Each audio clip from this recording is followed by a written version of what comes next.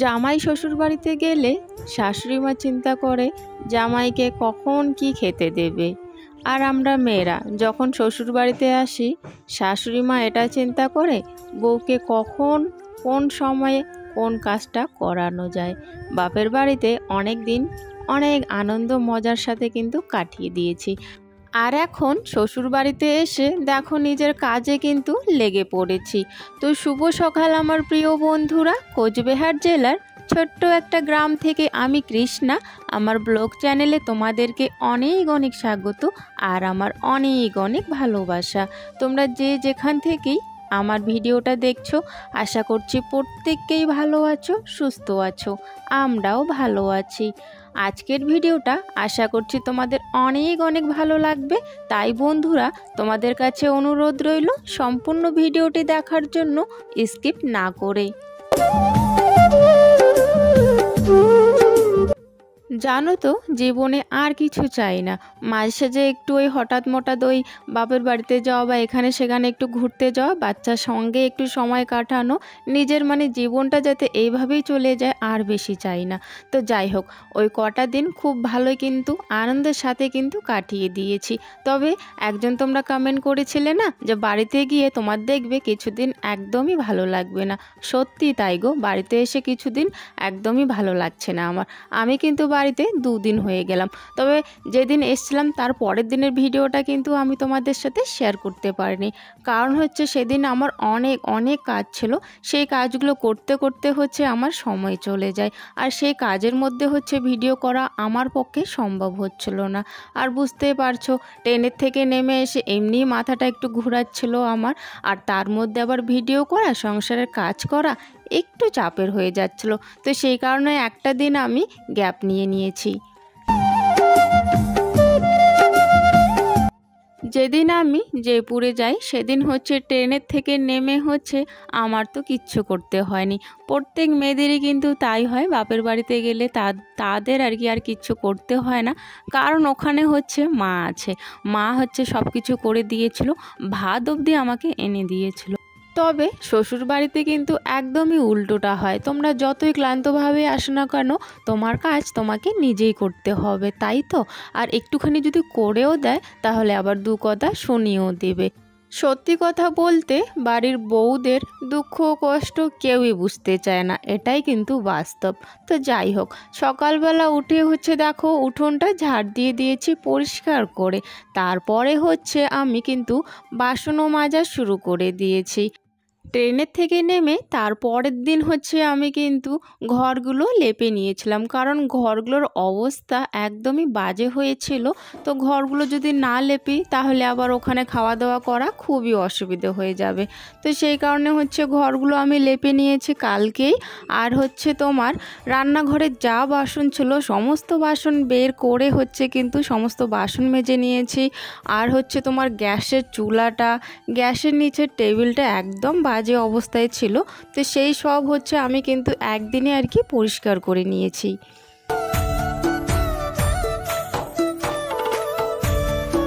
কাজ করতে করতে এইদিকে অনেকটাই বেলা হয়ে যায়, 7:30 বাজে। হাঁসগুলোকেও এখনই ছাড়া হয়নি তো সেই কারণে বাসনগুলো হচ্ছে রান্নাঘরে রেখে তাড়াহুড়ো করে এসে হাঁসগুলোকে আগে ছেড়ে দিলাম।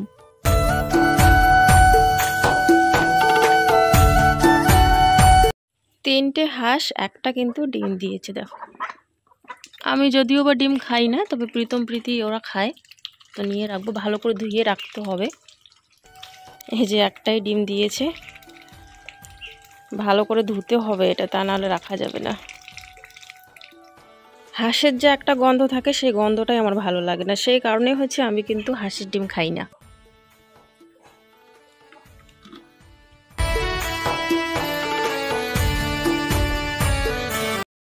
এখন হচ্ছে এরা যাবে না, এখন হচ্ছে কলে পরে ভাতগুলো আগে খাবে, তারপরে হচ্ছে বাইরে যাবে। আগে গামলার ভাতগুলো খেয়ে নিল, আর এখন কলে পরে ভাতগুলো খাবে, তারপরে হচ্ছে বাইরে পুকুরে খেতে যাবে। সমস্ত কাজ বাজ হয়ে গেছে, এখন হচ্ছে শুধু চান করব। আর প্রীতিম বাবা কেউই এখনো উঠেনি।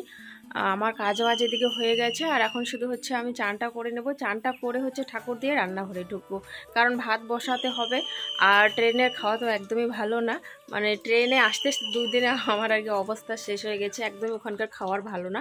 আর বাড়ির থেকে যা যা আনা হয়েছিল সে তো খাওয়া হয়েছে, তবে ট্রেনে বেশি খাওয়া যায় না আর কি, মাথাটা কেমন করে জানি। তো যাই হোক, তো এখন তাড়াতাড়ি একটু ভাত বসাবো। আর এখন মনে হচ্ছে যে ওই ট্রেন থেকে নেমে একটু যদি ওই কচুর পাতা দিয়ে বা আলু সেদ্ধ দিয়ে ভাত খাই না বাড়িতে, তাও আর কি শান্তি, ট্রেনের ভাতের থেকে আর কি, একদম জঘন্য খাওয়ার ট্রেনের। তো যাই হোক, বেশি কথা না বলে এখন চলো তাড়াতাড়ি চানটা করে নিই, তারপরে হচ্ছে রান্নাঘরে ঢুকবো। ঠাকুর দিয়েই হচ্ছে রান্নাঘরে ঢুকে পড়েছি, একদমই দেরি না করে, কারণ হচ্ছে একটু খিদেও পাচ্ছে। আর রান্না না করলে তো আর খাবার খেতে পারবো না, তাই না? রান্নাটা তো করেই খেতে হবে। তো সেই কারণে দেরি না করে রান্নাঘরেই ঢুকে পড়লাম আগে। আর প্রীতমের বাবা হচ্ছে দেখো কালকে এই শাকগুলো কিন্তু নিয়ে এসেছিলো। আর কালকে হচ্ছে আমি শাকগুলো না আমাদের যে টোটো গাড়িটা আছে সেখানে উপরে আর কি রেখে দিয়েছিলাম, সকালবেলা হচ্ছে নামিয়ে নিয়েছি। তো কাঁচা শাকগুলো হচ্ছে এখন কেটে নেব। আমরা কিন্তু কাঁচা শাক বলে, অনেকে পুঁই শাকও বলে।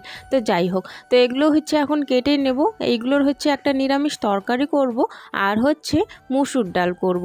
তো এই দিয়ে হচ্ছে কিন্তু আজকের দুপুরের খাওয়া দাওয়া হবে আমাদের।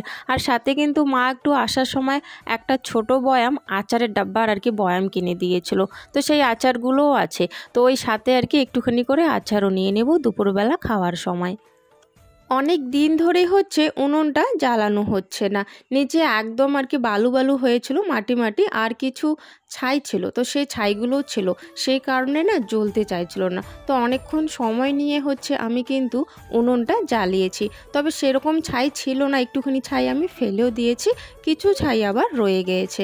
তো যাই হোক, তো এখন হচ্ছে আমি পাটশোলা তো আছে, সেরকম আর কষ্ট হয় না এখন, আগের মতো আর কষ্ট হয় না উনুন জ্বালানোর জন্য। তো এখন তো পাটশোলায় আছে, খুব সুন্দর করে উনুনটা জ্বালিয়ে নিলাম। আর উনুনটা জ্বালানোর পর হচ্ছে ভাত না বসিয়ে দিয়ে আগে হচ্ছে আমি ওই ডালের আর কি জলটা বসিয়ে দিলাম। আগে হচ্ছে মুসুর ডালটা রান্না করব, তারপরে হচ্ছে কিন্তু ভাতটা বসিয়ে দেব। আর এই যে দেখো ওখান থেকে এসে বাড়ির কিছু খাওয়ার আর কি শেষ হয়ে গেছিলো, তো সেই খাওয়ারগুলো কাল রাতে কিন্তু প্রীতমের বাবা নিয়ে এসেছিল। মুসুর ডাল নিয়ে এসছে, চিনি নিয়ে এসছে, লবণ, তেল এইসব কিন্তু নিয়ে এসছিল। তো তেলটা হচ্ছে আমি বোতলের মধ্যে ঢেলে নিলাম। আর আমি এই হাঁড়ি কড়াইগুলো তো আগের থেকেই মেজে রেখেছিলাম, মানে যাওয়ার আগের দিন আমি মেজে রেখেছিলাম, এখনও কিন্তু মাজাই আছে, তবে সকালবেলা কিন্তু ভালো করে আরও মেজেছিলাম। তো যাই হোক, এখন হচ্ছে হাঁড়িটার তলায় একটু আমি তেল দিয়ে দিলাম, যাতে কালিগুলো তোলার সময় আমার সুবিধে হয়।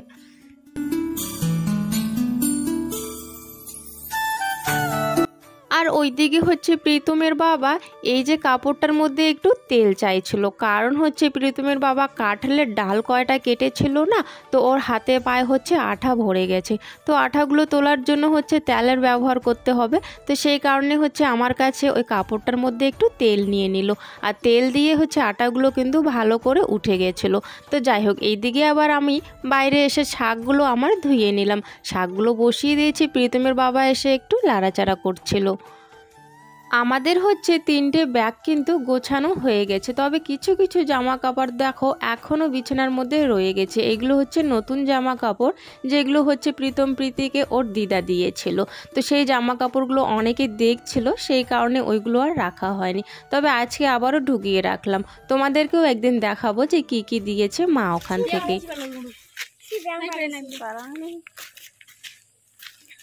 খাওয়া দাওয়া হয়ে গেছে বন্ধুরা, এখন হচ্ছে একটু যাচ্ছি আমরা বাজারে। ও হচ্ছে কালকে বাড়িতে যাবে, তাই একটা আর কি জামা নেওয়ার জন্য আর কি যাচ্ছি বাজারে। সবাই যাচ্ছি, এই যে একজনে পিছন ছাড়েনি, প্রীতিকে বললাম যে তুই থাক, ও যাবে, প্রীতমও ছাড়ছে না পিছন, প্রীতমও যাবে। তো সবাই মিলেই হচ্ছে যাচ্ছি আর কি আস্তে আস্তে করে।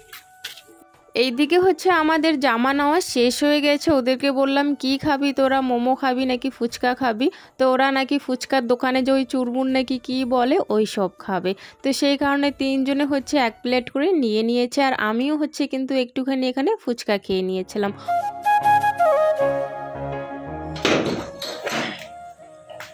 ভাত তো হচ্ছে রান্না করা আছে, দুপুরবেলায় রান্না করেছিলাম। এখানে হচ্ছে তোমার মসুর ডাল আছে, আর ওই একটু যে ওই লাবড়া করেছিলাম নিরামিষের কি তরকারি, সেটাও আর কি আছে, ভাতও আছে, এগুলো দিয়ে হয়ে যাবে আর কি সবার। সকালবেলা যে আমি তেলগুলো এই যে বোতলটার মধ্যে ঢেলেছিলাম, এখন দেখি রাতের বেলা সাইডে সাইডে অনেক পিঁপড়ে উঠে আছে। তো সেই আর কি ঢাকনাটা খুলে একটু পিঁপড়েগুলো আর কি মুছে নিচ্ছিলাম। তবে তেলে কিন্তু এক ফোঁটাও পিঁপড়ে পড়েনি, ওই বাইরেই আর কি ছিল। তো ভালো করে একটু কাপড় দিয়ে মুছে নিলাম। তারপরে হচ্ছে জানলাটা বন্ধ করে দিয়ে ওই রেশন দিয়েছিল, শাশুড়িমা রেশন রেখেছে আর কি, নিয়ে আটা দিয়েছিল।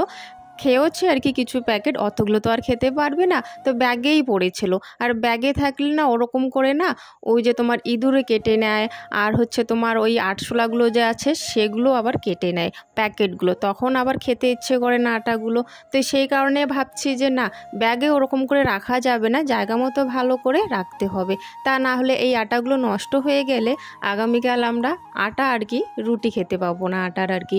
আর তোমরা তো জানোই আমরা রুটিটা ভালোই পাই, গোলা রুটিটা তো বিশেষ করে খুবই ভালো পাই, আমার মেয়ে আর ছেলে খুবই ভালো পায়। তো প্রায় দিনে হচ্ছে আমি গোলা রুটি বানিয়ে থাকি। তো সেই কারণে আটাগুলো যাতে নষ্ট না হয়, আমি হচ্ছে আমাদের একটা প্লাস্টিকের বড় বালতি আছে, তো সেই বালতির মধ্যে হচ্ছে এক এক করে রেখে দিচ্ছি ভালো করে। তারপরে হচ্ছে রান্নাঘর থেকে খাবারগুলো ওই ঘরে নিয়ে যাব।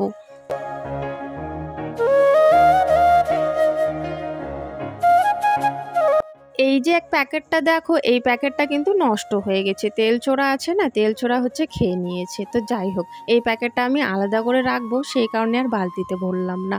তো যাই হোক বন্ধুরা, খাওয়া দাওয়া এখন আমরা শুরু করব। আজকের ভিডিওটা এখানে শেষ করছি, দেখা হচ্ছে আগামীকাল তোমাদের সাথে নতুন দিনে নতুন একটা ভিডিওর সাথে।